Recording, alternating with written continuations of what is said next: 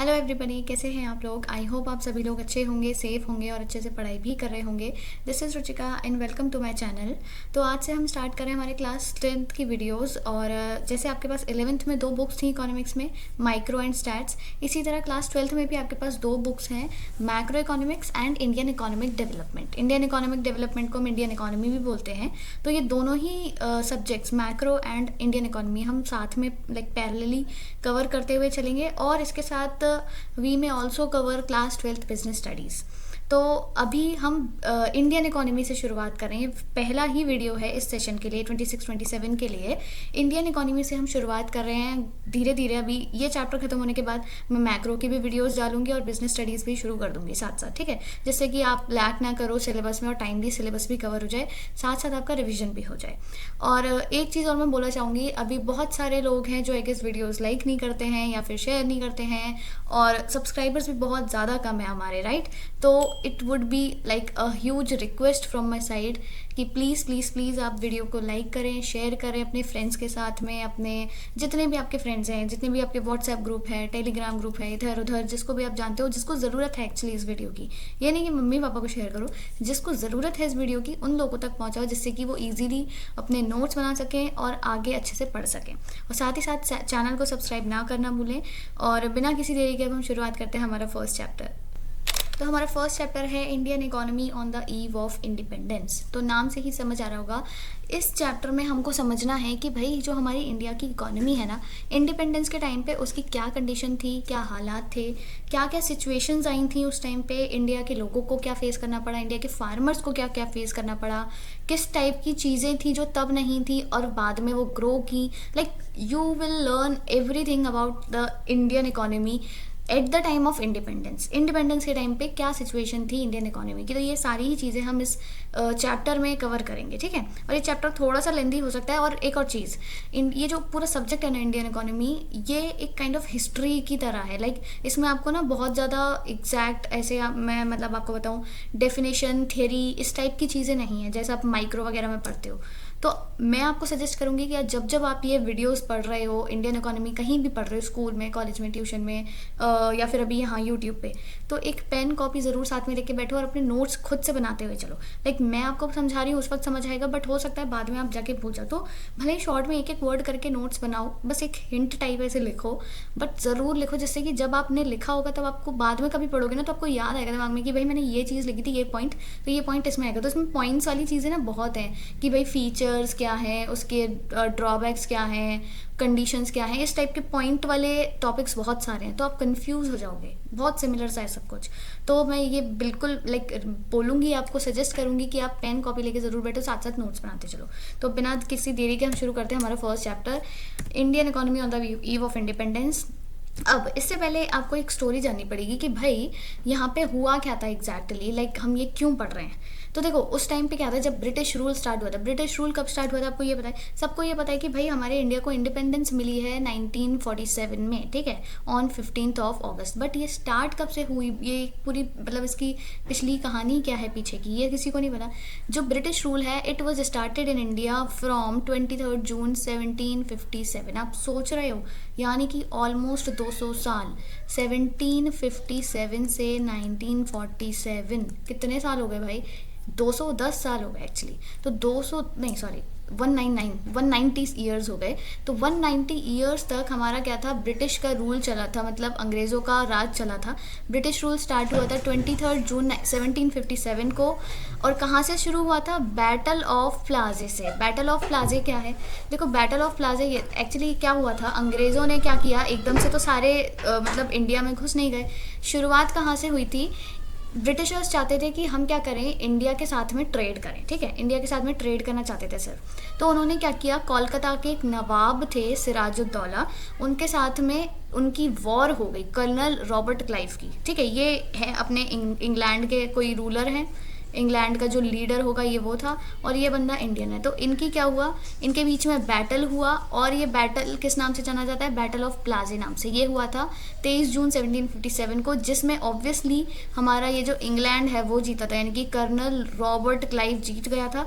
और उसी के साथ इन लोगों ने इंडिया में एंटर करना शुरू कर दिया। जब ये इंडिया में एंटर किए उसके बाद आगे जाके इनके इंटेंशंस चेंज होने लगी। पहले ये सिर्फ ट्रेड करना चाहते थे, फिर ये हावी हो गए हम पे, इंडियंस पे, और इन्होंने हमको एकदम से ऐसे दबा के खुद सुपीरियर बन गए और हमको हमारी ही कंट्री में गुलाम बना दिया। और उसके बाद ये चलता रहा 15 अगस्त 1947 तक।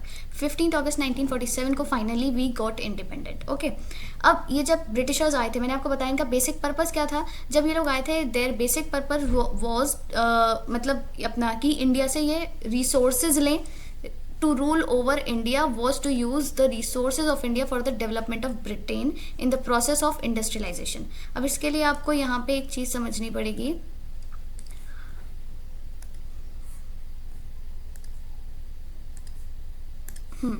जैसे ये है अपना ब्रिटेन, ठीक है, ये है हमारी कंट्री ब्रिटेन, जिसे हम अभी यूके नाम से भी जानते हैं। अब यहाँ पे क्या हुआ था, यहाँ पे स्टार्ट हो गया इंडस्ट्रियलाइजेशन।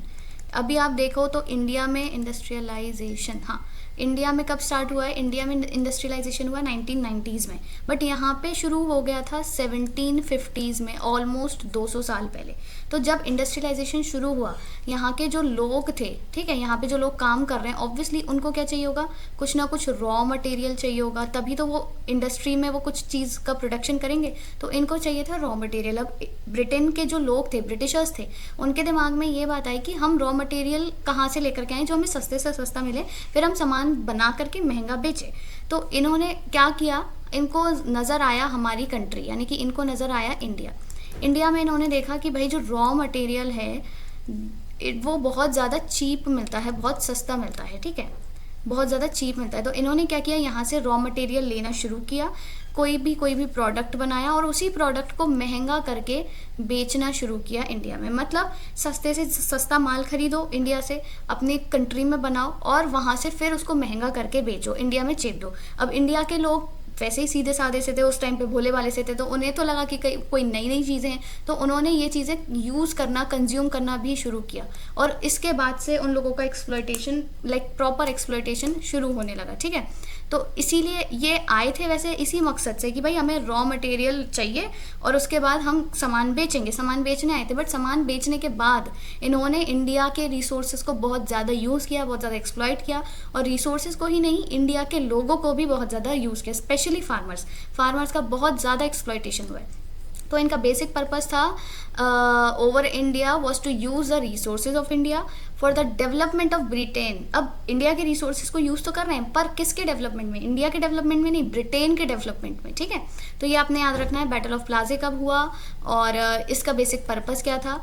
कॉलोनियल रूल क्या होता है, यहाँ पे देखो टर्म आपको दिख रहा है, कॉलोनियल रूल। कॉलोनियल रूल का मतलब सिंपल ये होता है कि कोई दो कंट्रीज़ हैं जिसमें से कि कोई एक सुपीरियर कंट्री जिसके पास ज़्यादा पावर्स हैं वो दूसरी कंट्री पर कब्जा कर ले, ठीक है। ये इसे बोलते हैं हम ब्रिटिश कॉलोनियल रूल, क्योंकि British colonial rule over India, तो ब्रिटिश ने क्या किया, इंडिया पे कब्जा कर लिया था। अब इसके बाद हम समझेंगे condition of India before the advent of British rule. अब देखो ब्रिटिशर्स आए तो थे 1757 में। अब उससे पहले भी तो इंडिया कुछ अच्छा खासा कर ही रहा होगा। ऑब्वियसली कंडीशन कब खराब हुई, जब ब्रिटिशर्स आ गए। उससे पहले क्या कंडीशन थी, एक बार वो समझते हैं, इंडिया कैसा था। तभी हम बाद में पढ़ेंगे कि ब्रिटिशर्स के आने के बाद की कंडीशन क्या थी, तो आपको एक कंपैरिजन मिल पाएगा कि भाई जब अंग्रेज़ आए उससे पहले कितने अच्छे थे इंडिया की इकोनॉमी की कंडीशन कितनी अच्छी थी, और उसके बाद क्या हालत हुई, तभी आपको एक कंपैरिजन मिलेगा, तो वो आपको अच्छे से समझ आएगा। तो सबसे पहले पॉइंट आता है एग्रेरियन इकोनॉमी।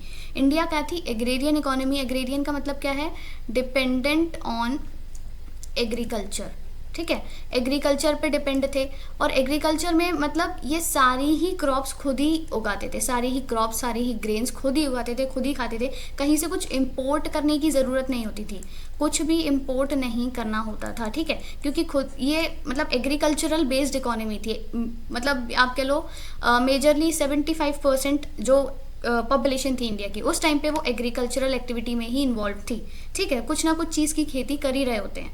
और तो इसीलिए एग्रेरियन इकोनॉमी उसको बोलते थे, क्योंकि ये खुद ही डिपेंडेंट थे एग्रीकल्चर पे, और मतलब सेल्फ डिपेंडेंट थे, आप ये कह लो सेल्फ डिपेंडेंट थे। तो इसीलिए प्रॉस्पेरस भी थे। इसको हम प्रॉस्पेरस इकोनॉमी, एक इसका मतलब आप कह लो कैरेक्टरिस्टिक आप बोल सकते हो before the advent of British rule. तो ये प्रॉस्पेरस थी क्योंकि ये सेल्फ डिपेंडेंट थे। मैंने बताया ना, इनको कुछ भी चीज़ इंपोर्ट नहीं करनी पड़ती थी, क्योंकि उस टाइम पे देखो बेसिक नीड्स क्या होती थी, रोटी कपड़ा और मकान, और इनको ये सारी ही चीज़ें मिल रही होती थी। इनको कुछ और इंपोर्ट ही नहीं करना, कुछ और चाहिए नहीं, अपना खुद बना रहे हैं, खा रहे हैं, खुश हैं, सबको खिला रहे हैं आपस में। तो एग्रीरियन इकोनॉमी थी, प्रॉस्पेरस इकोनॉमी थी। साथ ही साथ इनको हम हैंडीक्राफ्ट इंडस्ट्रीज़ के लिए बहुत जानते थे। हैंडीक्राफ्ट तो आज भी फेमस है एक्चुअली। आप देखो बहुत सारी चीज़ें जो खुद से हाथ से बनती हैं, आजकल हैंडीक्राफ्टेड कपड़े आते हैं, हाथ से सिली हुई साड़ियाँ, पर्स, जूते, ये वो। तो हैंडीक्राफ्ट इंडस्ट्रीज़ आज भी हालांकि ग्रो कर रही हैं, बट उस टाइम पे बहुत ज़्यादा फेमस थी। और ये चीज़ें वो बाहर एक्सपोर्ट भी करते थे, क्योंकि यहाँ इंडिया की ये हैंडीक्राफ्ट्स बाहर भी बहुत ज़्यादा पॉपुलर हुआ करते थे।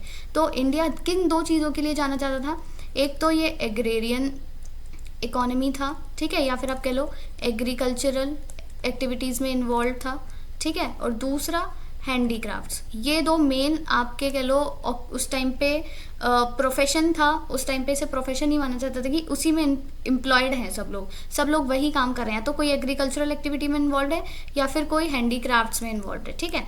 ये दो इंपॉर्टेंट चीज़ें थी। अब क्योंकि सब कुछ था अच्छा, एग्रेरियन इकोनॉमी मैंने बताया, तो ये rich in terms of food grains like rice, wheat, मेज, पल्सेस, यानी कि मैंने बताया ना, सारी ही जो चीज़ें खा रहे हैं वो खुद ही उगा रहे हैं, कहीं से इम्पोर्ट नहीं करना है। तो ये 4 मेन कैरेक्टरिस्टिक्स हैं जो आपको याद रखने हैं। बट ये कब के हैं, जब ब्रिटिश रूल था ही नहीं, ब्रिटिशर्स के आने से पहले अच्छी इकोनॉमी थी, प्रॉस्पेरस थी, एग्रेरियन थी, well known for handicrafts and rich in terms of food grains. अब इसके बाद क्या हुआ, हमारे क्या बोलते हैं, ब्रिटिशर्स आ गए। ब्रिटिशर्स के आने के बाद क्या हुआ, अब उसका यहाँ पे हमको ये नेक्स्ट टॉपिक पढ़ना है, agriculture sector on the eve of independence. Independence के टाइम पे, अब देखो इंडिपेंडेंस ऐसा नहीं है कि 15 अगस्त को मिली तो एकदम से 15 अगस्त को ही इंडिपेंडेंस हमको मिल गई और सारे अंग्रेज छोड़ छाड़ के सब कुछ भाग गए। ये पूरा ना एक मतलब टाइम था, 10-20 सालों से बहुत सारे लोग क्रांतिकारी, जो आप यूजुअली पढ़ते हो बुक्स में, सीरियल्स, मूवीज सब में देखते हो, तो वो लोग बहुत ज़्यादा स्ट्रगल कर रहे थे सालों से। और उस टाइम में इंडिया की हालत बहुत ख़राब हो गई थी, सारे ही सेक्टर्स की हालत बहुत ख़राब हो गई थी इंडिया में, या फिर कहीं भी आप किसी इकोनॉमी में पढ़ते हो। 3 सेक्टर्स होते हैं मेनली। एक होता है हमारा एग्रीकल्चर सेक्टर, जिसे हम प्राइमरी सेक्टर कहते हैं। नेक्स्ट हमारा आता है मैन्युफैक्चरिंग सेक्टर, ठीक है, जिसे हम सेकेंडरी सेक्टर कहते हैं। और तीसरा आता है हमारा इंडस्ट्रियल सेक्टर। तो तीनों ही सेक्टर्स की हमारी तब जो हालत है बहुत ज़्यादा ख़राब हो चुकी थी। तो एक एक करके हम तीनों ही सेक्टर्स के बारे में पढ़ेंगे, बट आज हम सिर्फ एग्रीकल्चर के बारे में पढ़ेंगे। एग्रीकल्चरल सेक्टर की हालत कैसी थी, देखो सबसे पहला पॉइंट आता है लो प्रोडक्शन एंड प्रोडक्टिविटी। जो हमारे इंडिया में एग्रीकल्चर का मतलब एग्रीकल्चरल आउटपुट जो था, उसका प्रोडक्शन और प्रोडक्टिविटी दोनों ही बहुत ज़्यादा कम हो गए थे। कैसे, हम एक और बार दोबारा से समझते हैं। देखो प्रोडक्शन का मतलब क्या होता है, प्रोडक्शन होता है टोटल आउटपुट, ओके। प्रोडक्शन और प्रोडक्टिविटी दोनों ही अलग अलग पॉइंट्स हैं। नेक्स्ट आता है प्रोडक्टिविटी। प्रोडक्टिविटी का मतलब है आउटपुट पर हेक्टेयर। तो जैसे मान लो एक लैंड है ये, ठीक है, ये एक लैंड है। अभी के टाइम पे अगर हम देखें, मतलब पहले अगर इंडिया क्या करता था, ब्रिटिशर्स के आने से पहले, अगर एक लैंड पे कोई 1 हेक्टेयर पे कह लो, 1 हेक्टेयर का कोई लैंड है, मान लो उस पर 150 किलो का कोई राइस प्रोड्यूस कर रहा है, तो ब्रिटिशर्स के आने के टाइम पे जब तक वो एक्सप्लॉइट हो गए थे, उस टाइम तक उनकी जो प्रोडक्टिविटी है वो बहुत कम रह गई थी। जैसे कि 30 किलो, सिर्फ 30 किलोस का ही वो प्रोडक्शन कर पाते थे। तो यानी कि प्रोडक्शन और प्रोडक्टिविटी दोनों ही बहुत ज़्यादा कम हो गए थे। अब ऐसा क्यों था, क्योंकि भाई जो ब्रिटिशर्स हैं उन्होंने फार्मर्स को, स्पेशली फार्मर्स को बहुत ज़्यादा एक्सप्लॉइट किया था। और हमारे देश में उस टाइम पे जनता ज़्यादा था, मैंने बताया ना एग्रीकल्चरल एक्टिविटीज़ में इन्वॉल्व थी, तो सभी लोगों का बहुत ज़्यादा ही शोषण हुआ करता था। फिर नेक्स्ट हमारे पास आता है high degree of uncertainty. High degree of uncertainty से क्या मतलब है, जो हमारा देखो एग्रीकल्चर सेक्टर है वो किस पे डिपेंड होता है, डिपेंड्स ऑन वेदर कंडीशंस और वेदर, ठीक है। अगर बहुत ज़्यादा रेन हो तो भी भाई किसान की फसल खराब होती है, अगर कम बारिश हो तो भी किसान की फसल खराब ही होती है। तो यानी कि अभी भी आज देखें तो वेदर कंडीशंस जैसे जैसे चेंज, अभी जैसे रिसेंटली बहुत जगह पर काफ़ी ज़्यादा तेज़ बारिश हुई है, तो होता है ना, पिछले साल भी हुआ था कि पंजाब में आपने देखा होगा कि भाई बहुत ज़्यादा बाढ़ ही बाढ़ आ गई थी, तो पूरी सारे किसानों की फसल एकदम खराब हो गई थी। अब कहीं कहीं पर ऐसा होता है कि भाई कोई बारिश ही नहीं आ रही, बूंद ही नहीं टपक रही, सूखा पड़ा हुआ है, तो भी किसान की फसल खराब होती है। तो यानी कि एग्रीकल्चर सेक्टर ऐसा सेक्टर है जो हाईली डिपेंडेंट है वेदर पे। और उस टाइम पे क्या था कि इस टाइप की टेक्नोलॉजी नहीं थी जो अभी है, तो उस टाइम पे बहुत ज़्यादा वेल्स नहीं थे, कैनाल्स नहीं थे, या फिर ये चीज़ें होती भी थी तो इसके लिए सरकार ने कोई खास स्टेप्स नहीं उठाए थे, क्योंकि सरकार वहाँ पे किसकी थी, इंडियन गवर्नमेंट तो थी नहीं, वहाँ पे थे हमारे ब्रिटिशर्स। अब ब्रिटिशर्स को अपने इंडियंस के डेवलपमेंट से, इंडियन की लाइक वेल बींग से कोई लेना देना तो है नहीं। उनको कोई मतलब नहीं होता था कि भाई किसान मर रहे हैं, मरे हैं, उनकी फसल खराब हो रही है तो हो, उनका प्रोडक्शन हो रहा है कि नहीं, उनको कोई लेना देना ही नहीं था। तो उस टाइम पे क्या था कि ब्रिटिशर्स भी कोई खास नेसेसरी स्टेप्स लेते ही नहीं थे, कोई एक्शन लेते ही नहीं थे। तो जो भी था सिर्फ वेदर पे ही डिपेंडेंट था कि वेदर कंडीशंस अगर अच्छी हो तो ही एग्जैक्ट मतलब आपको कह लो फेवरेबल आउटपुट मिलेगा, जो आप प्रोडक्शन चाहते हो वो मिलेगा। तो हाई डिग्री ऑफ अनसर्टेनिटी बहुत ज़्यादा थी, क्योंकि कहीं से भी उनको कोई हेल्प नहीं मिलती थी। फिर नेक्स्ट हमारे पास आता है dominance of subsistence farming. Dominance of subsistence farming से क्या मतलब है, सबसिस्टेंस फार्मिंग का क्या मतलब होता है, पहले तो आप ये पॉइंट समझिए। देखिए, सबसिस्टेंस फार्मिंग का मतलब है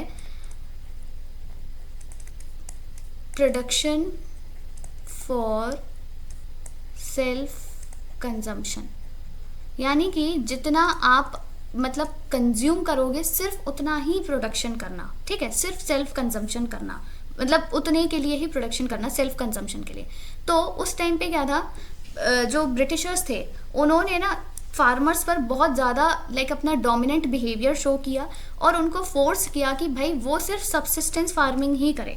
अब देखो, अब कोई बंदा, मान लो आप किसान हो, अभी तक आप क्या कर रहे थे, आप एग्रीकल्चरल एक्टिविटीज़ में इन्वॉल्व थे, आप सब कुछ उगाते थे, ठीक है, आप राइस उगाते थे, आप पल्सेस भी उगाते थे, आप ग्रेन्स भी उगाते थे, ठीक है, और वीट भी उगा लेते थे, और ये सारी चीज़ें आप कंज्यूम भी करते थे, इनमें से ही खुद के लिए भी करते थे और बेचने के लिए भी। तो आपका खुद का भी काम चलता था, इनकम भी होती थी, दूसरों का भी काम चलता था। अगर कोई बंदा राइस नहीं उगा रहा है तो आप उसको दे दो, और ऐसी कोई चीज़ जो आपको, मान लो मेज़ चाहिए, ठीक है, आपको बाजरा चाहिए, तो कोई और बंदा उगा रहा है, आप नहीं उगा रहे हो तो आप किसी और से ले सकते थे। बट ब्रिटिशर्स ने क्या किया, जो हमारे फार्मर्स हैं उन पर अपनी डोमिनेंस शो करी और उनको प्रेशराइज किया कि सिर्फ सबसिस्टेंस फार्मिंग ही करें सेल्फ कंजम्पशन के लिए, मतलब उतना लिमिटेड ही कंज्यूम कर, जितना कंज्यूम करते हैं उतना ही प्रोडक्शन करना है। अब इससे क्या होगा, एक तो वो जितना प्रोड्यूस कर रहे हैं उतना वो कंज्यूम कर लेंगे, दूसरी चीज़ उनके पास बेचने के लिए कुछ नहीं होगा।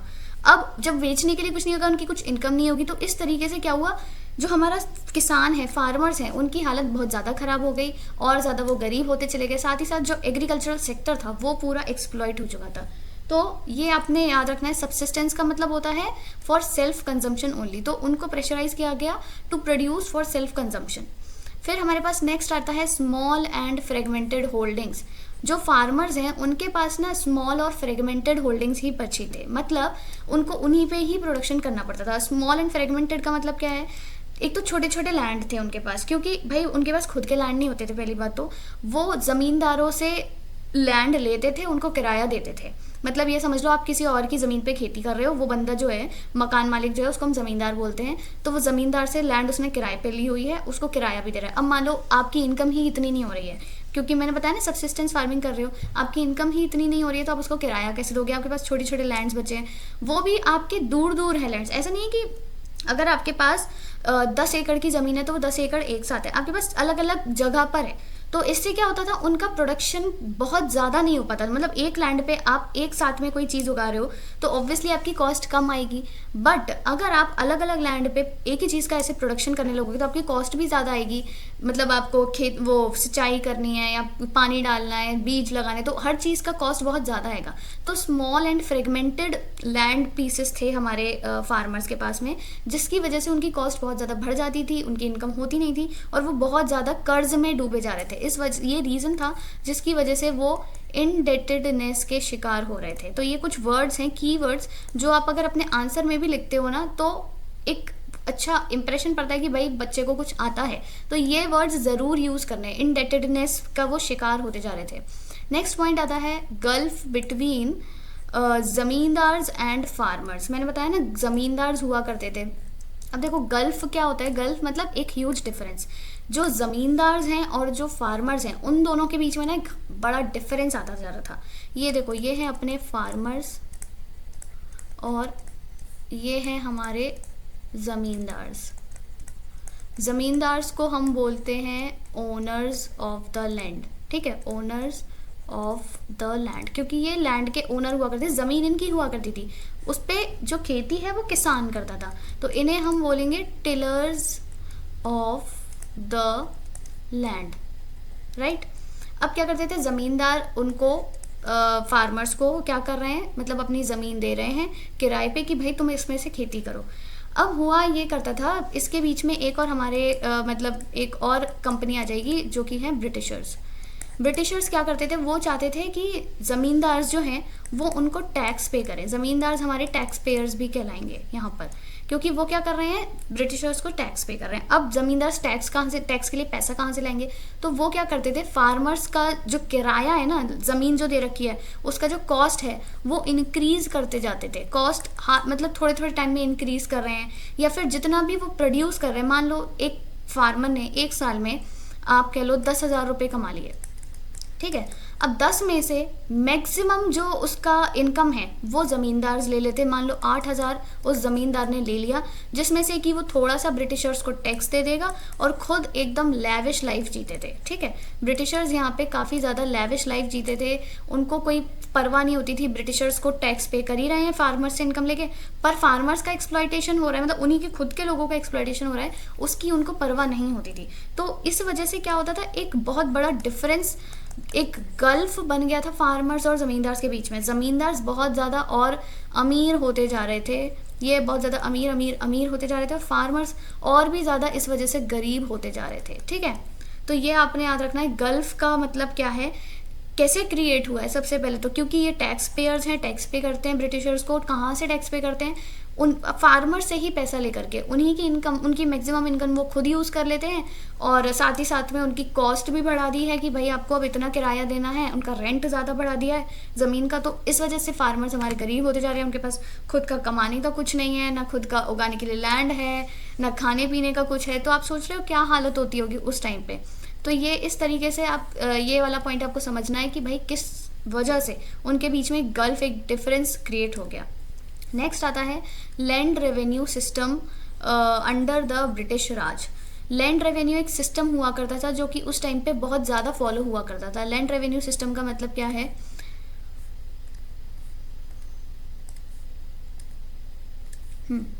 ये है हमारे पास लैंड रेवेन्यू सिस्टम।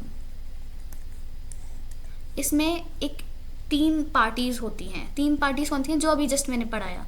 एक पार्टी है हमारी फार्मर्स, एक पार्टी है हमारे ज़मींदार्स, और एक पार्टी है हमारे ब्रिटिशर्स। तो ये जो लैंड रेवेन्यू सिस्टम है, इसके अकॉर्डिंग ये तीनों के बीच में क्या है, एक ट्रायंगुलर रिलेशनशिप है, ठीक है। ट्रायंगुलर रिलेशनशिप है। ये ट्रायंगुलर रिलेशनशिप क्या करता है, इसमें जो ब्रिटिशर्स हैं उन्होंने ना ज़मींदार्स को खुली छूट दी हुई है। खुली छूट किस चीज़ की दी हुई है, एक तो ज़मींदार्स को बोला गया है कि भाई ये है permanent owners of the land, ठीक है। ये तो आपको पता ही है भाई कि ये लैंड के ओनर है, परमानेंट ओनर है, ज़मीन इन्हीं की रहेगी, चाहे किसान उस पर 10 साल तक के लिए खेती कर ले, ज़मीन इन्हीं की रहेगी। बाद में ज़मींदार्स को क्या करना पड़ता था, एक फिक्स्ड सम देना होता था टू ब्रिटिश गवर्नमेंट, राइट। फिर तीसरी बात, ये ज़मींदार्स को इस चीज़ की खुली छूट थी कि भाई वो मैक्सिमम एक्सट्रैक्ट कर सकते हैं अपने बेचारे फार्मर्स से। 3 चीज़ें जो कि बहुत ज़्यादा ज़मींदार्स को बहुत ज़्यादा स्ट्रॉन्ग बना देती हैं, वो ये है कि एक तो ये परमानेंट ओनर्स हैं। सबसे पहले तो ये भाई परमानेंट ओनर्स कहलाएंगे लैंड के, कुछ भी हो जाए लैंड इन्हीं की रहेगी, इन्हीं के पास है ज़मीन तो सारी। दूसरा, इनको एक फिक्स्ड सम देना है। अब ये फिक्स्ड सम मतलब जैसे मान लो जो फार्मर है उसकी साल की कमाई चाहे 10,000 रुपये हो या फिर उसकी कमाई 50,000 रुपये हो, ठीक है। ज़मींदार्स को क्या करना है, ब्रिटिशर्स को एक फिक्स्ड सम देना है। फिक्स्ड सम वो कुछ भी हो सकता है, लेट अस सपोज 5,000 रुपये, ठीक, 5,000 रुपये। अब जब 10,000 में से 5,000 गए तो थोड़ा तो 5,000 तो उसने ब्रिटिशर्स को दे दिया ज़मींदार ने ले करके इन्हीं की कमाई में से, और फिर बचा हुआ वो खुद रख लेते थे। और अगर 50 में से 5 दिए तो और वो ज़्यादा से ज़्यादा रख लेते, यानी कि फ़ायदा इसमें क्या है, सिर्फ ज़मींदार्स का ही फ़ायदा है। ब्रिटिशर्स को तो वो कुछ ही अमाउंट दे रहे हैं, एग्जैक्ट अमाउंट, बट फार्मर की कमाई कम हो ज़्यादा हो, उसमें से वो ज़्यादा से ज़्यादा एक्सट्रैक्ट कर सकते हैं, मैक्सिमम एक्सट्रैक्ट कर सकते हैं फार्मर से। अब यहाँ पे हमारे बेचारे फार्मर्स क्या थे, इसी तरह वो लैंडलेस होते गए, क्योंकि भाई उनके पास ज़मीन ही नहीं बची है पहली बात तो, क्योंकि ज़मीन उनकी खुद की थी भी नहीं, होती भी थी तो स्मॉल एंड फ्रेगमेंटेड ज़मीन थी, मैंने बताया, जिस पर वो बार बार खेती करके ज़मीन एक ख़राब भी तो हो जाती है। अब उसके सही करने के लिए भी भाई उनके पास, ये समझ लो अब किसी चीज़ का कोई साधन ही नहीं है, ना इनकम है, ना खाना पीना है, ना ज़मीन है, कुछ भी नहीं है। तो इस तरह से हमारे जो फार्मर्स हैं वो लैंडलेस हो गए, और उनका क्या बोलते हैं, वो उन इनडेटेडनेस उनके ऊपर बहुत ज़्यादा थी, मतलब वो बहुत ज़्यादा कर्ज में डूबे हुए थे, और आप कह लो उनकी इनकम बहुत ज़्यादा थी, साथ ही साथ में वो पावर्टी में डूबे हुए थे। और यही कारण था कि बहुत सारे हमारे जो फार्मर्स हैं वो सुसाइड कर लेते थे। तो ये जो एक सिस्टम है जो फॉलो किया जाता था, जिसमें ना तो ब्रिटिशर्स को ही फार्मर्स की पड़ी थी, ना ज़मींदार्स को ही फार्मर्स की पड़ी थी, ये सिस्टम था लैंड रेवेन्यू सिस्टम, जो कि उस टाइम पे बहुत ज़्यादा फॉलो किया जाता था, ठीक है। तो ये लैंड रेवेन्यू सिस्टम आपको समझ आ गया, एक ट्रायंगुलर रिलेशनशिप है between farmers, zamindars and Britishers, right. अब इससे हमको क्या शो होता है, एक तो बैकवर्डनेस की, फार्मर्स कितने उस टाइम पे कितने ज़्यादा बैकवर्ड हो गए थे, कुछ नहीं है उनके पास, और ज़मींदार्स और ज़्यादा ग्रो करते जा रहे हैं, बहुत ज़्यादा लेविश लाइफ जी रहे हैं, उनको किसी से फ़र्क नहीं है, ठीक है। और ब्रिटिशर्स तो अपना रूल कर ही रहे हैं, उनको उनकी फिक्स्ड इनकम भी मिल रही है ज़मींदार से, और उनको फार्मर्स से कोई लेना देना भी नहीं है। और जो वो करना चाहते थे, किस मकसद से आए थे, इंडिया के रिसोर्सेज यूज़ करना, इंडियंस को एक्सप्लॉइट करना, वो बराबर कर ही रहे थे, राइट। लास्ट पॉइंट हमारा आता है forced commercialisation of agriculture. Forced commercialisation of agriculture का मतलब क्या है, जस्ट अ सेकेंड,